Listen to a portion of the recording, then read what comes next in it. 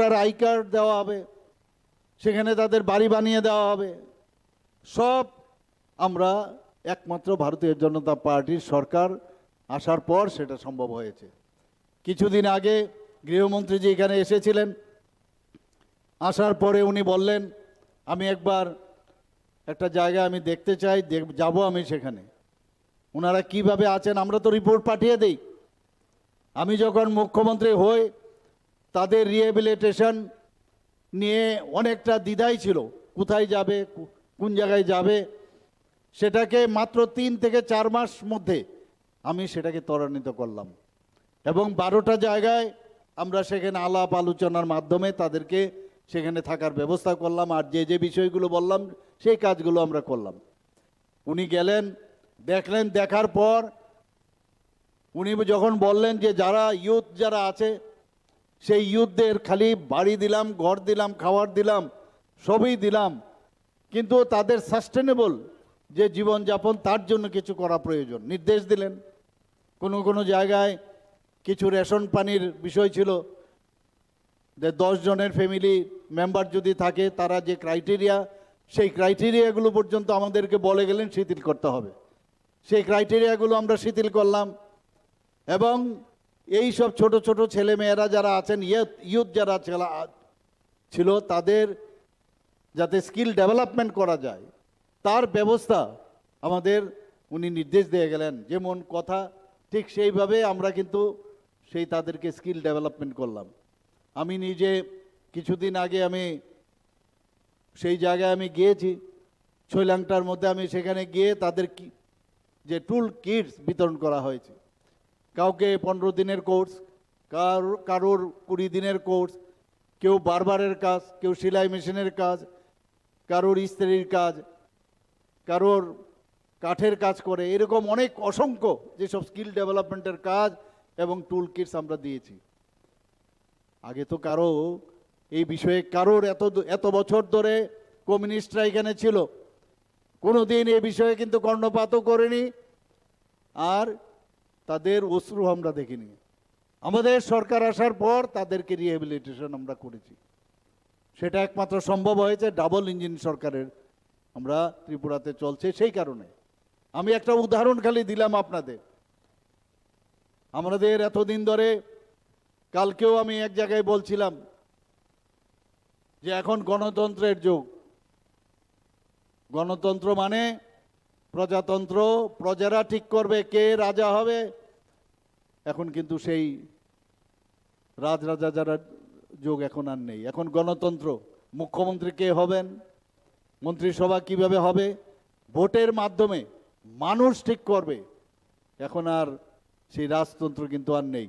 যে কারণে আমরা রিপাবলিক ডে, 77তম রিপাবলিক ডে কালকে আমরা পালন করেছি।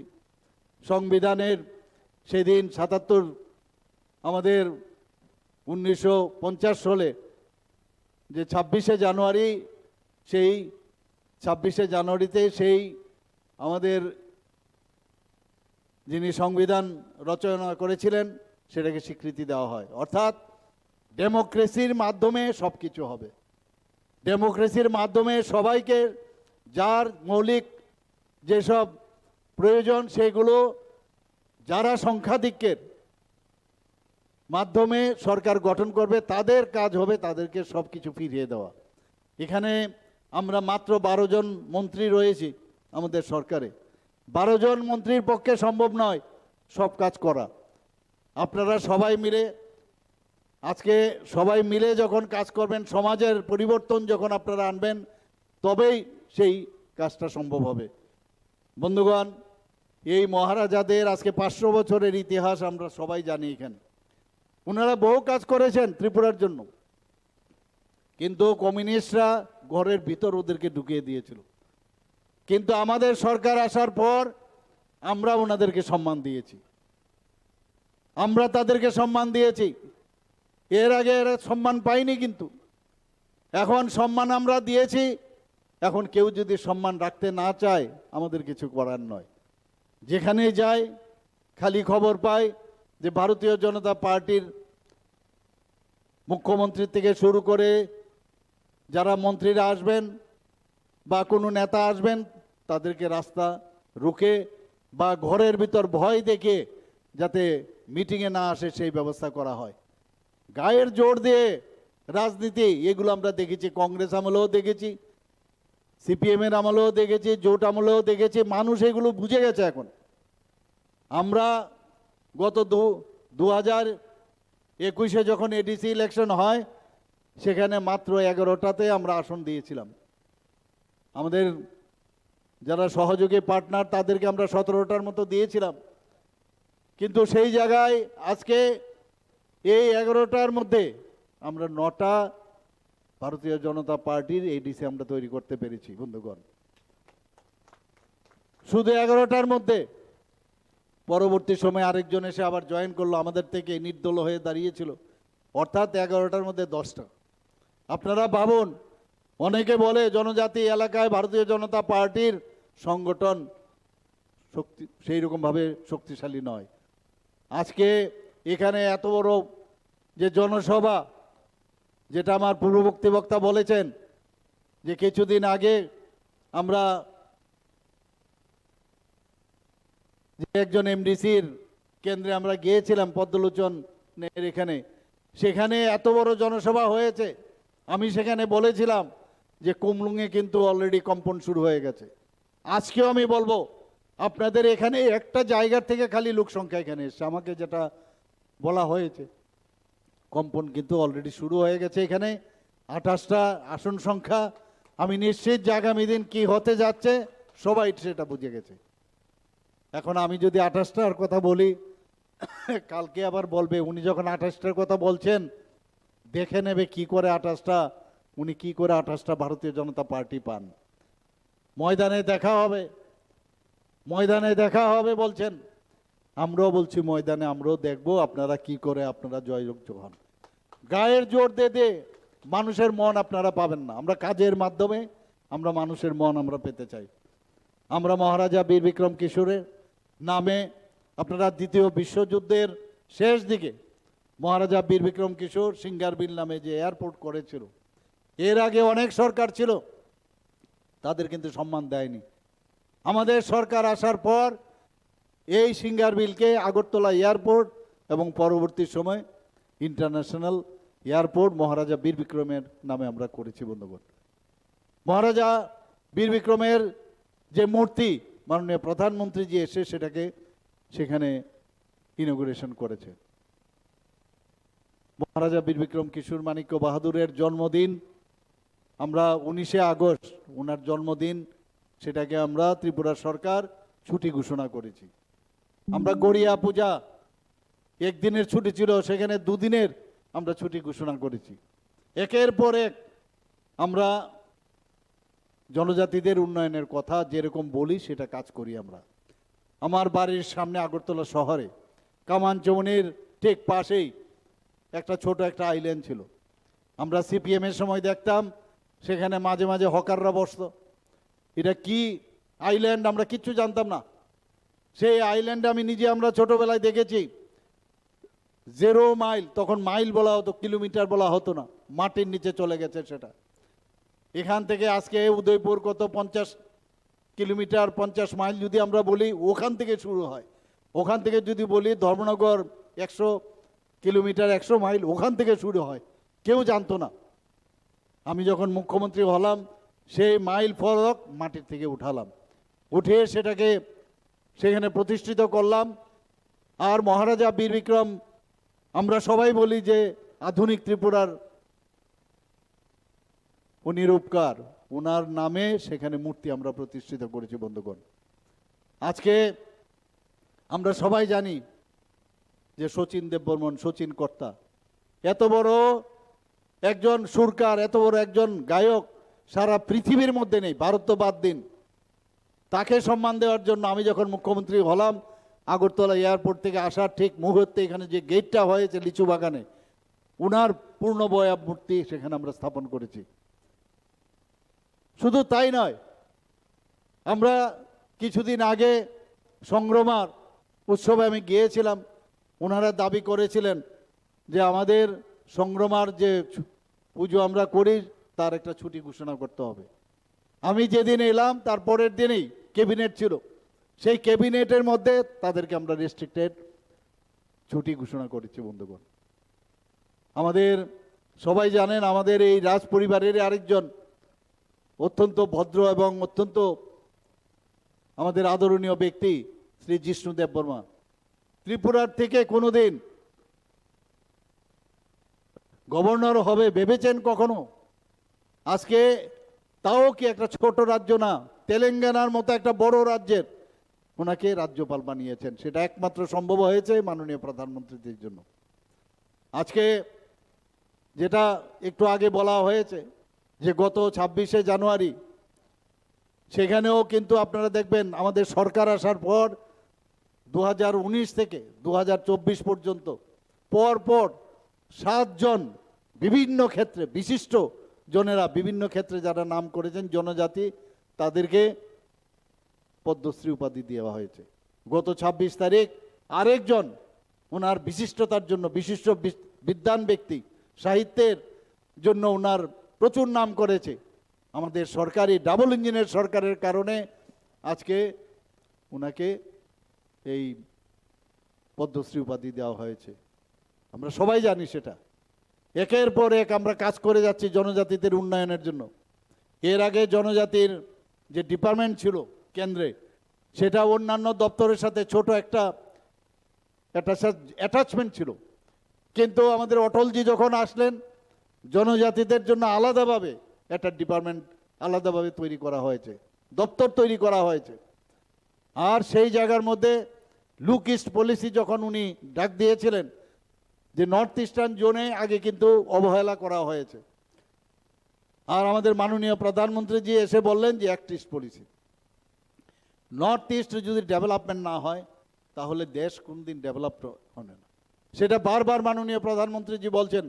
আমার এখনো মনে আছে কিছুদিন আগে আমাদের গৃহমন্ত্রী যে এখানে এসেছিলেন বলেন এই যে অষ্টলক্ষ্মী মাননীয় প্রধানমন্ত্রী সিকিমকে নিয়ে দিয়েছেন, সেই 8টা রাজ্য যদি আমরা একসাথে করি তাহলে উত্তরপ্রদেশ থেকেও আমাদের আয়তন কিন্তু অনেক বড়।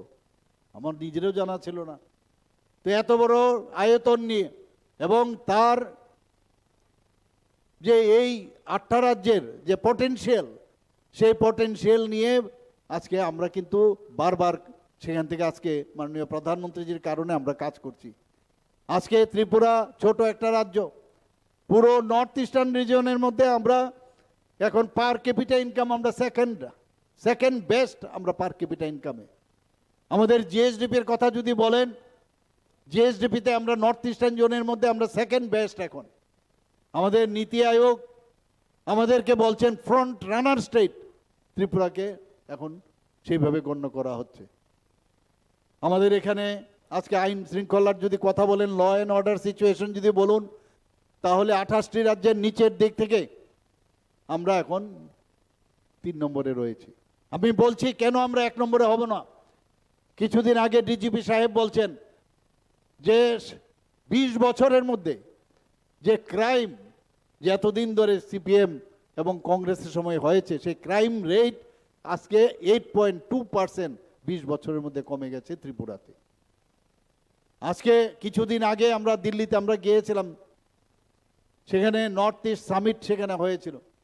8টা রাজ্যের মাননীয় প্রধানমন্ত্রীজি তার ইনগুরেশন করেছিলেন। সেই জায়গায় আজকে ওখানে 30,000 কোটি টাকার মৌ হয়েছে। এই যে শান্তির কথা আমরা বলছি, সেই শান্তির কারণে এবং আমরা স্বচ্ছতার সাথে আমাদের রাজ্য যেভাবে চালাচ্ছি, আজকে সেখানে 30,000 কোটি টাকার এই 8টা রাজ্যের মধ্যে সেখানে মৌ হয়েছে। এবং আপনারা শুনে খুশি হবেন, আমরা সেখানে শুধু ত্রিপুরার 50% অর্থাৎ 15,000 কোটি টাকার মৌ শুধু ত্রিপুরার জন্য হয়েছে বন্ধুগণ। ইনভেস্টররা এখন আসছে এখানে ত্রিপুরাতে, চাই যে ত্রিপুরাতে আসুক, কারণ ইনভেস্টররা যখন পয়সা খরচ করবে, আপনি যদি ব্যবসা করেন আপনি নিশ্চয়ই একবার ভাববেন যে আমার পয়সাটা যদি আমি খরচ করি তাহলে তার সেটা উঠে আসবে কিনা এবং তার থেকে আমি লাভ পাবো কিনা। এবং অন্যান্য আমি নিজে যখন স্টেজ থেকে নামলাম আমাকে বললেন যে আপনার স্টলটা দেখে আসুন, সেই স্টলে আমি ঢুকতেই পারছিলাম না, এত ভিড় ছিল আমাদের এখানে। একের পর এক এখন ত্রিপুরাতে ইনভেস্টর আসছে। এখানে হেলথ সেক্টরে আপনি যদি বলুন, এখানে ক্রীড়া ক্ষেত্রে বলুন, আমাদের যদি এগ্রিকালচারের হর্টিকালচারের কথা বলুন, বিভিন্ন ক্ষেত্রে আজকে ত্রিপুরাতে আসছে। ত্রিপুরাতে মাননীয় প্রধানমন্ত্রী যে 2018 আগে বারবার বলে গেছেন, একবার ভারতীয় জনতা পার্টিকে ক্ষমতায় আনুন, আমি আপনাদেরকে হীরা মডেল দেব। একটা ন্যাশনাল হাইওয়ে ছিল, আর আজকে সেখানে 6টা ন্যাশনাল হাইওয়ে হয়েছে। ইন্টারনেট মুম্বাই এবং চেন্নাইয়ের পরে আমাদের ইন্টারনেট, এবং এত ভালো ইন্টারনেট যেটা বহু জায়গার মধ্যে এই ধরনের ইন্টারনেট নেই। আজকে এখানে রেলওয়ে ত্রিপুরাতে কোনোদিন আমরা ভাবতে পারিনি, সেখানে রেলওয়ে হয়ে গেছে, আমাদের এয়ারওয়ে হয়েছে, ওয়াটারওয়েজও আগামী দিন আরও ভালোভাবে হবে। তো যেরকম উনি বলেছেন সেইভাবে করছেন। বারবার বলছেন যে লাস্ট মাইলের যারা আছেন, বিশেষ করে জনজাতি গোষ্ঠীর যারা আছেন, তাদের জন্য আমি কাজ করব। এবং আপনারা দেখেছেন উনি বারবার জনজাতিদের জন্য, আজকে যার কথা আমরা নিজেরাও শুনিনি, আজকে এই আমাদের যে জনজাতির জন্য, জনজাতিদের অধিকারের জন্য ইংরেজদের বিরুদ্ধে যিনি যুদ্ধ করেছিলেন, তার নামে আজকে কতগুলো প্রকল্প করেছে বিরসা মুন্ডার নামে, এবং এতগুলো প্রকল্প করার সুবাদে শুধুমাত্র জনজাতি অঞ্চলে যাতে করে সেই কাজগুলো করছে। এখানে বন্ধুগণ, আমাদের এখানে যাতে জনজাতিরা যাতে না পড়াশোনা করে থাকতে পারে সেই ব্যবস্থা আমরা দেখেছি। এর আগে যত পার্টি এসছে, পার্টির সরকার এসছে, জনজাতিরা পড়াশোনায় যদি উন্নয়ন হয় তাহলে সব কিছু বুঝে যাবে, চালাকি বুঝে যাবে। এই যে গলা ফুলিয়ে ভাষণ দেয়, এগুলো মানুষকে বিভ্রান্ত করার জন্য বলে। কিন্তু একজন যখন শিক্ষিত জনজাতি যখন দেখবে যে আমাকে ঠিকভাবে বলছে ঠকায় ঠকায়, কে ঠকায় সেটা কিন্তু বুঝে যাবে। আর আমরা এখানে আজকে 2018 আগে মাত্র 4টা ইএমআরএস ছিল, একলব্য রেসিডেন্সিয়াল মডেল স্কুল ছিল। আমাদের সরকার আসার পর এখানে 21টা, 4টার জায়গায় আজকে 21টা এই ইএমআরএস এখানে হচ্ছে। এত সুন্দর, আমি জানি না আপনারা গেছেন কিনা সেখানে। এবং তার ইচ্ছাটা কি মাননীয় প্রধানমন্ত্রীজির, যে প্রতিটি ব্লকে এই একলব্য রেসিডেন্সিয়াল মডেল স্কুল করবে। আমি নিজেও কয়েকটা জায়গার মধ্যে গিয়ে আমি তার উদ্বোধন করেছি। এবং ভারতের যে ভারতীয় তথ্য, ভারতীয়তার উপর ভিত্তি করে এই স্কুলগুলো তৈরি হচ্ছে সেখানে। আমরা সবাই জানি যে আজকে বিক্রমশিলাই হোক, নালন্দাই হোক, তক্ষশিলা হোক, আগে বাইরের থেকে মানুষ ভারতবর্ষে পড়াশোনা করতে আসতো। সেইগুলো আমাদের যে ইংরেজরা এখানে এখানে শাসন করেছে, এখানে মুঘলরা শাসন করেছে, সবগুলো আমাদের হারিয়ে গিয়েছিল। আজকে সেগুলো পুনরুদ্ধার করছেন মাননীয় প্রধানমন্ত্রীজি। তো এই জনজাতিদের মধ্যে যখন শিক্ষার আলো, আমরা শিক্ষা ছাড়া আমরা জানি যে অন্ধকার থেকে আলোর দিকে যদি যেতে হয়, আজকে অজ্ঞানতার থেকে জ্ঞানের দিকে যদি যেতে হয়, অসত্যর থেকে যদি সত্যের দিকে আমাদের যেতে হয়, শিক্ষা ছাড়া অসম্ভব। আর সেই জায়গায় এই ধরনের 21টা যে ইএমআরএস এখানে উনি আমাদের অনুমোদন দিয়েছেন, এবং প্রতিটা ব্লকে, যে সারা ভারতবর্ষের মধ্যে প্রতিটা ব্লকে সেটা করবে শুধুমাত্র জনজাতিদের পড়াশোনার জন্য। আমি নিজেও সেখানে গেছি, এবং সেখানে আমরা কি দেখলাম, এখন 12টা আউট অফ 21, 12টা শুরু হয়ে গেছে। 6টা আরও এই মার্চের মধ্যে আমার কাছে যা রিপোর্ট আছে, আরও 6টা শুরু হবে। বাকি যে কটা আছে সেটাও শেষ করবে। শুধু তাই নয়, আমিও এবার দিল্লিতে গেছি।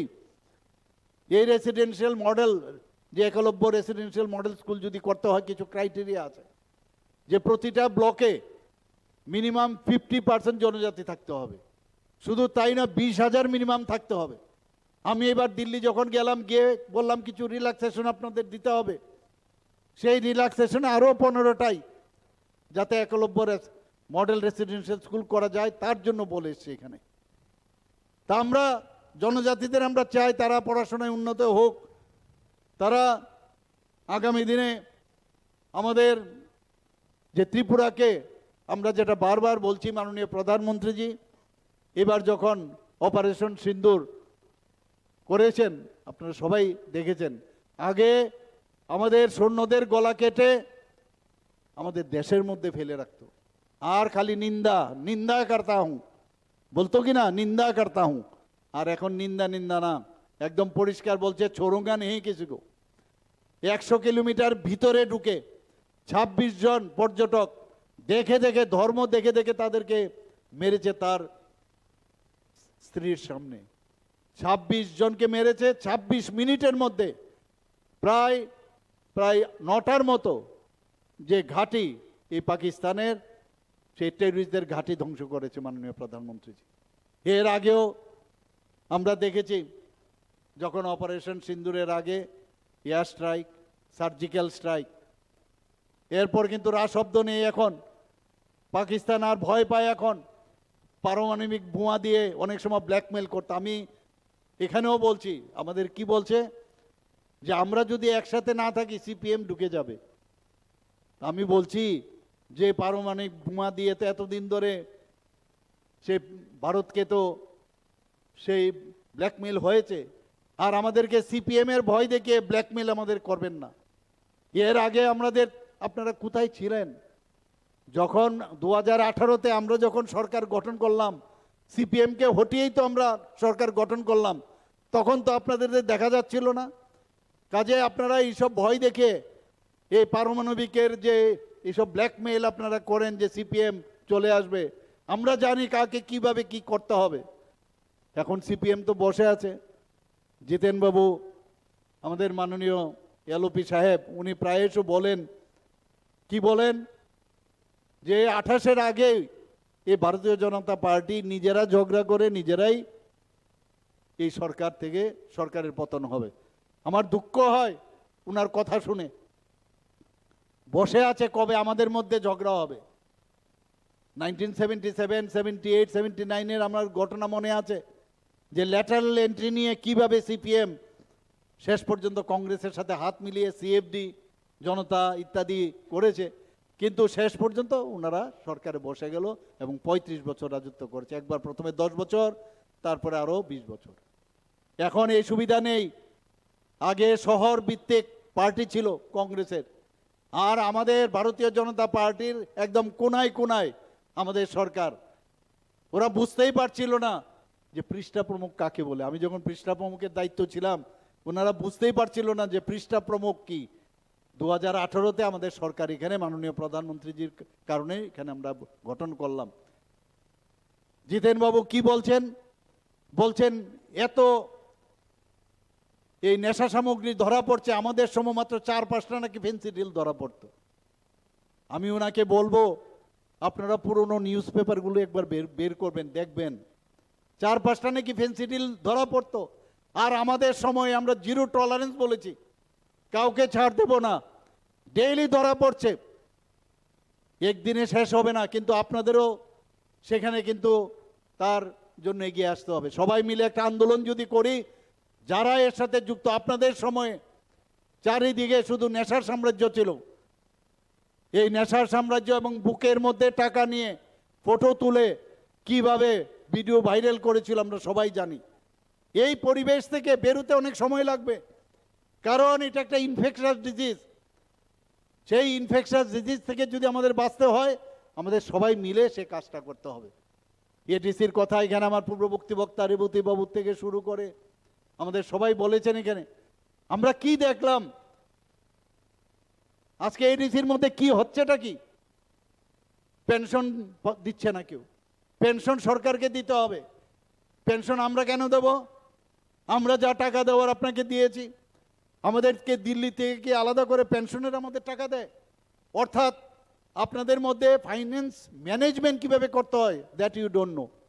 ফিনান্স ম্যানেজ করতে হয় একটা ডিসিপ্লিন ভাবে। ফিনান্স একটা ম্যানেজমেন্টের বিষয় আছে, আপনারা কিছুই জানেন না। ফিনান্সের কনকারেন্সও নেন না আপনারা। আজকে বলছেন যে না আমরা দিতে পারবো না, অথচ টাকা বিভিন্ন জায়গায়। আমি এর আগেও আমাদের সরকার আসার পর 30 কোটি টাকা আমরা সেখানে কুমলুঙে হসপিটাল করার জন্য 30 করোড় আমরা আলাদাভাবে দিয়েছি।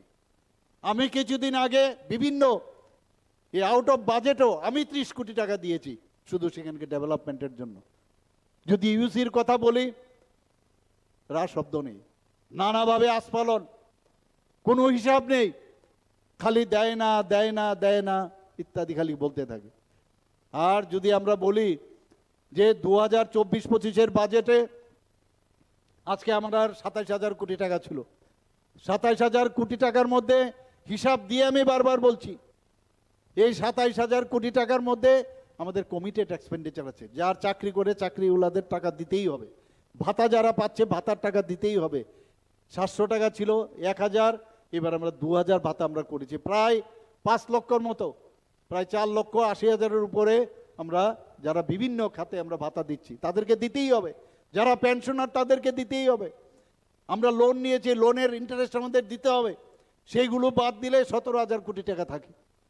17,000 কোটি টাকার আমরা এডিসিকে 39.06% আমরা দিয়েছি ওনাদেরকে, অথচ বলছে টাকা দেই না টাকা দেই না। এবারের যে 25-26 অর্থ বছরে আমরা 32,000 কোটি টাকা আমরা বাজেটে আমরা রেখেছি, আর এতে হয়তো আরও বাড়বে। সেই জায়গার মধ্যে প্রায় 40%-এর উপরে এডিসির জন্য আমরা দিচ্ছি। তাছাড়াও যে বিভিন্ন যেসব আপনার ট্রেসপের মাধ্যমে আমরা ওয়ার্ল্ড ব্যাংক থেকে যে টাকা নিয়েছি প্রায় 1400 কোটি টাকা, সব কটা 1400 কোটি টাকা শুধু এডিসির উন্নয়নের জন্য আমরা নিয়েছি। রাস্তাঘাট, ইলেকট্রিসিটি, বিভিন্ন খাতে। সেখানেও আমরা আজকে এলিমেন্ট প্রজেক্ট 1700 কোটি টাকা নিয়েছি শুধু ফরেস্ট এলাকায়, শুধু জনজাতিদের উন্নয়নের জন্য। আমরা স্কুলে যারা ছেলে মেয়েরা পড়ছেন তাদেরকে pre metric scholarship, post metric scholarship এবং সব জায়গার মধ্যে কিন্তু আমরা বাড়িয়েছি। তাদের স্মার্ট ক্লাস যাতে হয়, স্মার্ট হোস্টেল যাতে হয়, তাদের বিনা পয়সায় যাতে বই দেওয়া যায়, খাতা দেওয়া যায়, সব কিছু আমরা কিন্তু করছি। ড্রেস থেকে আরম্ভ করে সব কিছু আমরা করছি। কিন্তু আগে তো আমরা এই জিনিসগুলো আমরা দেখিনি। আজকে আমার অত্যন্ত খুশি হচ্ছে যে নরেশবাবুকে, নরেশ দেববর্মাকে আবার 7 জন আমরা দিয়েছি। 7 জনকে এর আগে মাননীয় প্রধানমন্ত্রীজি দিয়েছেন পদ্মশ্রী, এবার ওনাকে দেওয়া হয়েছে। আজকে এনএলএফটি, এটিটিএফ আপনারা সবাই জানেন উনাদের সৃষ্টি, কমিউনিস্টদের দ্বারা তৈরি, উনাদের দ্বারাই উনাদের এই মন্ত্রিসভার একজন সদস্য বিমল সিনহা খুন হয়েছে। এখন বলবে যে এগুলো আমরা করিনি, আপনাদের দ্বারাই তৈরি। আর এই এনএলএফটি, এটিটিএফ আপনাদের কারণে তারা বিভ্রান্ত হয়ে তারা অন্যদিকে চলেছে। আজকে আপনারা যেসব কাজগুলো করেছেন তাদেরকে আমরা নর্মাল যাতে মেইন ট্র্যাকে আসে তার জন্য আমরা তাদেরকে নিয়ে এসছি এখানে।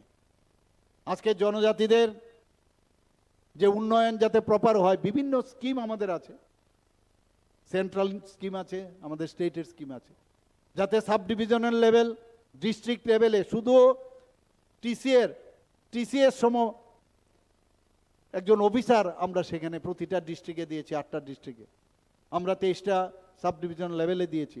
শুধু তাদের কাজে হবে, কারণ আমি জানি জনজাতিরা অত্যন্ত কোমলমতি, তারা অনেক সময় বুঝতে চায় না, বুঝতে পারেও না, কারণ যেভাবে ওনাদেরকে অশিক্ষিত করে রেখেছে এতদিন ধরে, এখন আবার ড্রাগসের মধ্যে ঢুকিয়ে দিয়েছে।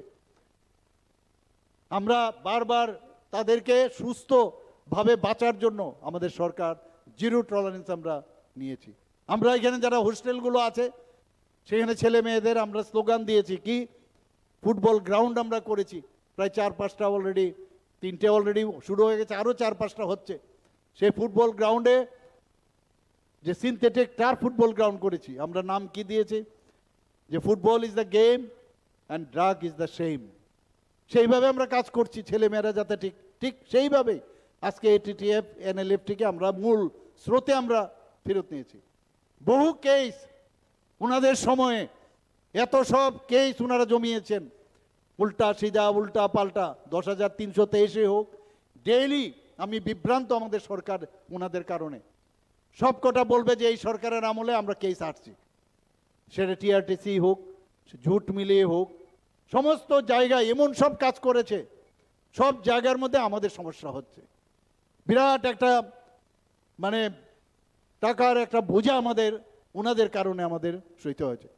কিভাবে সরকার চালাতে হবে এমনিতে তো দেখলে মনে হয় না জানি কত তাত্ত্বিক কথাবার্তা বলেন, কিছুই জানেন না।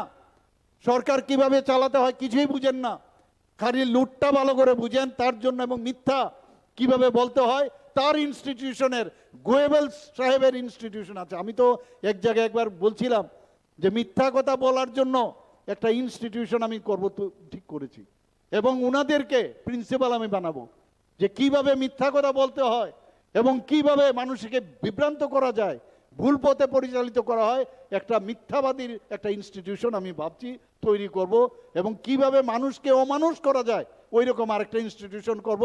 এই দুই, কংগ্রেস সিপিএম হাত মিলিয়ে ওনারা যেন সেই কলেজের কেউ প্রফেসর, প্রিন্সিপাল যাই থাকুক, অ্যাসিস্ট্যান্ট প্রফেসর, অ্যাসোসিয়েট প্রফেসর সবাইকে বানিয়ে দেব। অদ্ভুত, এই রাজ্যকে এইভাবে আপনারা চালিয়েছেন।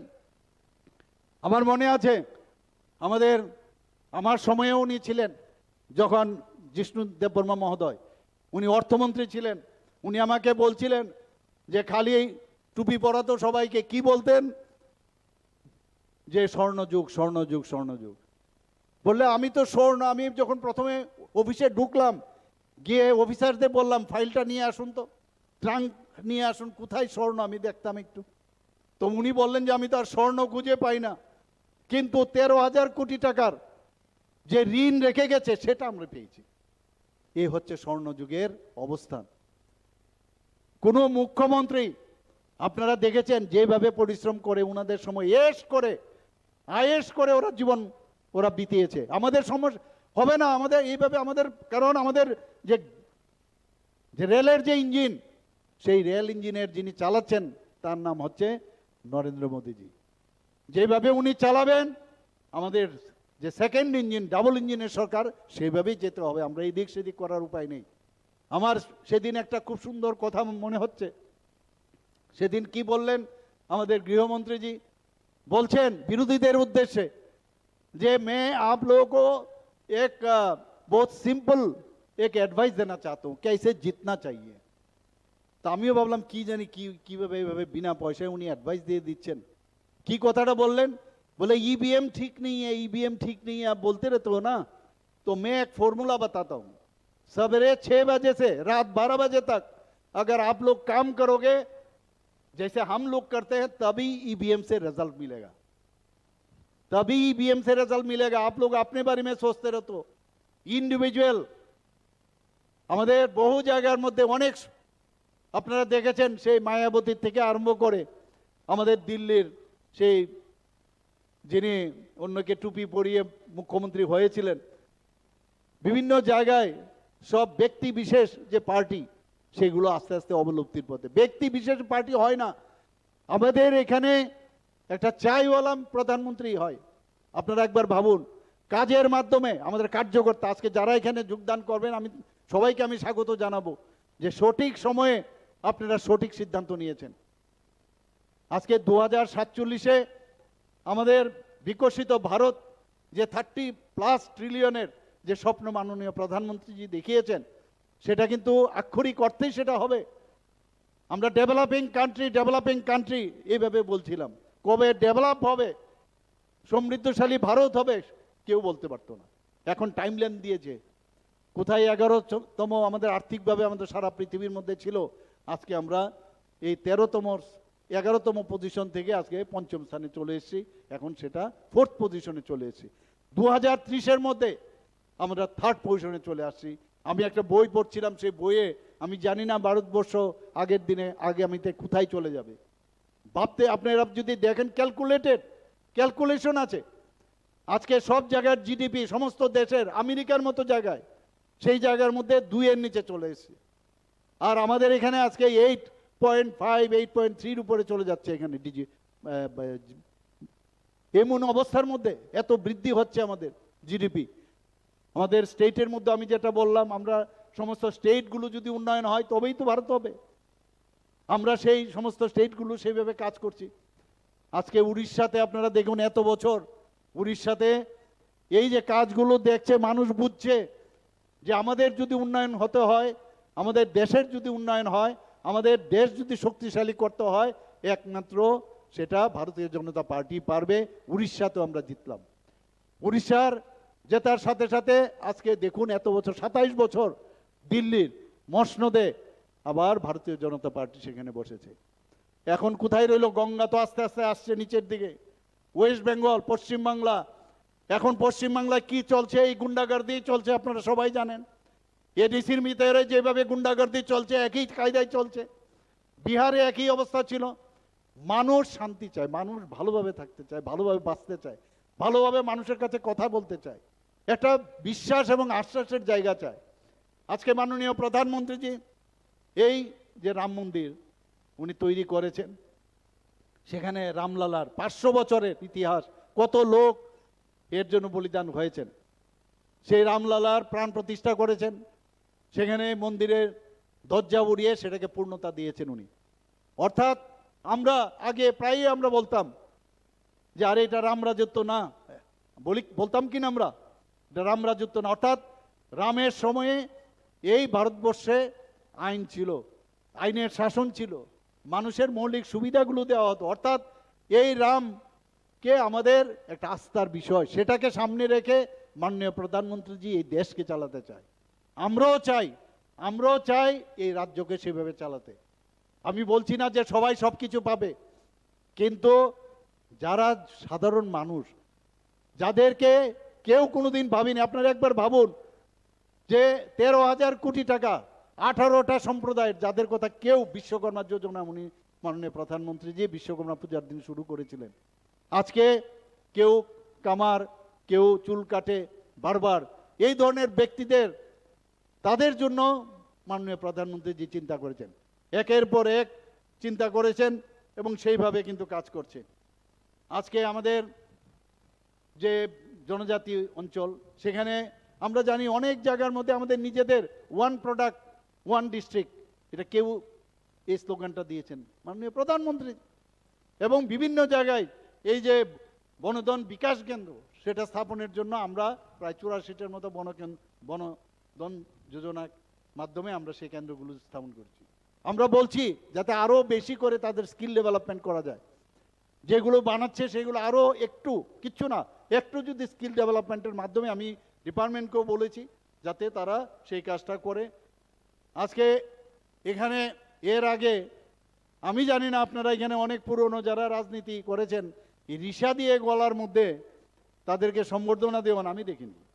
ভারতীয় জনতা পার্টি আসার পর আজকে রিসা লাগানো হচ্ছে। রিসাকে, পাঁচড়াকে, আমাদের যে মাতাবাড়ির যে প্রসাদ আনারস জিআই ট্যাগ পেয়েছে। এটা একমাত্র আমাদের সরকার আসার পর এই জিআই ট্যাগ পেয়েছে বন্ধুগণ। আজকে এখানে অনেকে বলে ককবরক ককবরক, আরে আমরা তো ককবরকের জন্য আমরাই বলছি, ককবরককে তো আমরা তার মূল্যায়ন আমরা করছি, তোমাদের সময় তো খবরই নেই, তোমাদের তো দেখাই পাইনি আমরা, তোমরা তো সরকারে ছিলে, ককবরকের উন্নয়নের জন্য আমরা করছি। ককবরক তার ভাষা, সেটাকে কনফিউজ করার চেষ্টা করছে। আমাদের নিজেদের স্ক্রিপ্ট থাকবে, বাংলা আমার দরকার নেই, forget about Bangla, forget about Devanagari, যদি দেবনাগরী না হয়, আমার নিজের ভাষা, আমার নিজের স্ক্রিপ্ট থাকতে হবে। সেই স্ক্রিপ্টের জন্য আমি বারবার বলছি নিজেরা তৈরি করুন স্ক্রিপ্ট। এত বিদ্বান ব্যক্তি, এই যে এত বিদ্বান ব্যক্তিদের আমরা পদ্মশ্রী দিয়েছি, তারাই তো পারবে এই স্ক্রিপ্ট তৈরি করতে এবং স্ক্রিপ্টকে নিয়ে সুরসুরি দিয়ে এটা কিভাবে এটা ডিভাইড অ্যান্ড পলিসি করা যায়। আর আমরাও বলেছি কোনো অবস্থায় এই রোমান স্ক্রিপ্ট আমরা গ্রহণ করব না। এবং আমরা জানি এই রোমান স্ক্রিপ্ট যদি আমরা গ্রহণ করি, আগামী দিন এই যে জনজাতি গোষ্ঠীর ছেলেমেয়েরা তারা ভুলেই যাবে তাদের নিজের ঐতিহ্য। একদিকে আমরা ঐতিহ্যের কথা বলি, আমরা সংস্কৃতির কথা বলি, আর ধার করে আরেক জায়গার রোমান স্ক্রিপ্ট আমরা বলি, সেটাকেও কনফিউজ করে যে ইংরেজরা যদি রোমান স্ক্রিপ্ট ব্যবহার করে তাহলে আমরা কেন করব না, আর ইংরেজরা রোমান স্ক্রিপ্ট করেছে কি আমরাও করব, তাহলে আমার ঐতিহ্য কোথায়? তারা তাদের সময়, আমি তো ইংরেজি শিখতে না করছি না, ইংরেজি শিখো তোমার, কিন্তু ককবরক যদি চাকমারা নিজেরা স্ক্রিপ্ট তৈরি করতে পারে তাহলে ককবরক ভাষাভাষীর যারা আছে তারা কেন স্ক্রিপ্ট তৈরি করতে পারবে না? এবং আমি তাদেরকে বলেছি, ওনারা এই ছেলেগুলো আমি জানি এরা ভুল পথে পরিচালিত হচ্ছে, তারা আমার সাথে দেখাও করেছিল। ওনাদেরকে যখন আমি বললাম যে তুমি নেক্সট জেনারেশনকে তোমরা কি বলবে, এটা কি যে আমরা কি দিয়ে গেলাম, বলে এটাও পথ, ওরা কিন্তু স্বীকার করেছে। কিন্তু আমি জানি আরেক জায়গায় গেলে ওনাদেরকে অন্যভাবে বোঝানো হবে।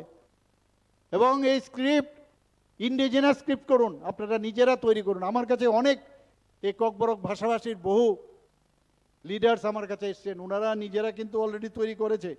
আমরা এই ককবরক ভাষাকে তার সম্মান দেওয়ার জন্য আমরা বড় মুড়াকে হাতাই কোতর আমরা নাম দিয়েছি, এর আগে তো কেউ দেয়নি। গন্ডা গন্ডা তুইসা আমরা নাম দিয়েছি, আমরা গন্ডা চড়াকে। আমরা 18 মুড়ার নাম আচুক বের দিয়েছি। একের পর এক আমরা সেই কাজগুলো করছি। আমরা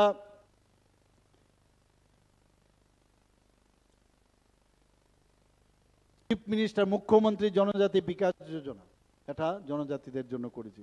প্রায় 9,000-এর উপরে আমরা তাদের বিভিন্ন যে পরিবার আছেন তাদেরকে আমরা 25,000 টাকা করে মুখ্যমন্ত্রী জনজাতি বিকাশ যোজনায় তাদেরকে দেওয়া হয়েছে। Chief minister tribal women weavers development প্রোগ্রামে বিনামূল্যে তাদেরকে সুতা দেওয়া হয়েছে। আমরা জানি এই সুতা দিয়েই কিন্তু রিসা তৈরি হয়, এই সুতা দিয়ে তাদের যে পাঁচরাত থেকে আরম্ভ করে অনেক জিনিস তৈরি হয়। আমি বিভিন্ন জায়গায় আমি গেছি, আর 1-2টো জেলা বাকি রয়েছে। বিনা পয়সায় 20,000 আমরা টার্গেট নিয়ে এসে 20,000 যারা এই মহিলারা আছেন এর সাথে যুক্ত বয়নশিল্পী তাদেরকে 1 কেজি 250 গ্রাম করে আমরা দিয়েছি। এবং প্রতি কেজির সুতোর মূল্য হচ্ছে প্রায় 900 টাকার মতো। আমরা বিভিন্ন জায়গায় তাদের হোস্টেল তৈরি যেতে হয়। এর মধ্যে আমরা 3টি ডিগ্রি কলেজ, মহিলা কলেজ, এখানে আমরা এই জনজাতিদের জন্য হোস্টেল তৈরি করেছি। ফটিকরায় একটা হোস্টেল করেছি, গন্ডা তুইসাতে একটা হোস্টেল তৈরি করেছি। আমরা জনজাতিদের যে হোস্টেলের যে আবাসিক ভাতা 2018-এ মাত্র 55 টাকা ছিল, আমরা সেটাকে বৃদ্ধি করে 80 টাকা করেছি। আমরা 6ষ্ঠ থেকে 8ম শ্রেণীর যারা ছাত্রছাত্রীরা, যেটা আমি বলছিলাম যে তাদের প্রি মেট্রিক যে স্কলারশিপ দেওয়া হয়, সেখানে 400 টাকার থেকে বাড়িয়ে আমরা 1000 টাকা করেছি। এবং শুধু তাই নয়, বিভিন্ন যে কোচিং সেন্টার বিনা পয়সায় যাতে কোচিং নিতে পারে, বিনামূল্যে পাঠ্যপুস্তক যাতে দেওয়া হয় এবং মেধা পুরস্কার, সেইগুলো আমরা করছি। এখন পর্যন্ত আমবাসা, কাঞ্চনপুর, করবুকে আমরা 3টি আশ্রম স্কুল দপ্তর সেখানে চালু করেছে। 29টি নতুন হোস্টেল আমরা অলরেডি নির্মাণ করেছি শুধু জনজাতিদের জন্য। 44টি জনজাতি বিদ্যালয় নির্মাণ করেছি বন্ধুগণ। 170 জন আমার যিনি জনজাতির যিনি ট্রাইবাল ওয়েলফেয়ার মিনিস্টার আমাকে বলছিলেন যে হোস্টেলগুলোর মধ্যে চুরিটারি হয়, একটু ওখানে আমাদের যে ওয়ার্ডেন রাখতে হবে। আমি সাথে সাথে বললাম তুমি জনজাতিদের জন্য যা যা দরকার সব করবে। 170 জন হোস্টেল ওয়ার্ডেন আমরা সেখানে নিযুক্তি দিন। একের পর এক আমরা সেই কাজগুলো করে যাচ্ছি। মাননীয় প্রধানমন্ত্রী যে আমাদের সেইভাবেই আমাদেরকে বলেন ভগবান বিরসা মুন্ডা থেকে জনজাতীয় গৌরব দিবস, এবং একের পর এক যদি জনজাতিদের উন্নয়ন করে থাকে একমাত্র ভারতীয় জনতা পার্টি করবে। আগামী দিন আমরা আরও অনেক কিছু করার ইচ্ছে আছে। আমি যদি এখানে সব কটা বলি, আজকে আরেকটা প্রোগ্রাম, আমার 2টো প্রোগ্রাম আছে, সেখানে আমার যাওয়ার অসুবিধা হবে। আপনারা এখানে উপস্থিত রয়েছেন, সবাইকে আবার আমি হার্দিক অভিনন্দন শুভেচ্ছা জানিয়ে আমি আমার কথা বলা শেষ করছি। সবাইকে আবার নমস্কার, খুলুমখা, হাম্বাই। অসংখ্য অসংখ্য ধন্যবাদ।